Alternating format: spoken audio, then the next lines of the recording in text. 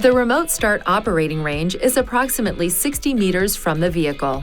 For remote start to function, the car must be in park with the ignition off and all doors must be closed and locked.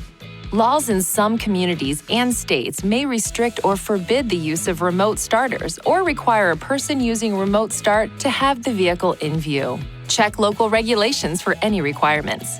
To start the vehicle remotely, press the lock button on the key fob. Then, within 5 seconds, press and hold the engine start button for at least 2 seconds.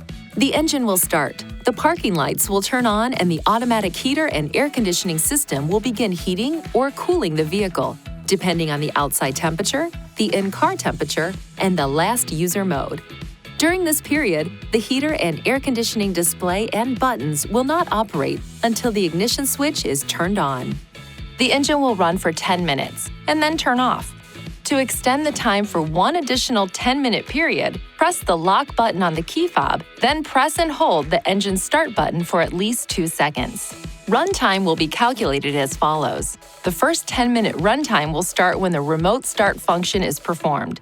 The 10-minute extension will start immediately after the remote start function is performed a second time. For example, if the engine has been running for 5 minutes and you extend the remote engine start, the engine will run for a total of 15 minutes. Press and release the engine start button on the key fob at any time to cancel the remote engine start. After 2 remote starts, the ignition switch must be cycled from on to off before remote start can be used again.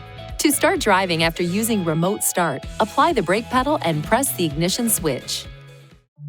Please see your owner's manual for important safety information, system limitations, and additional operating and feature information.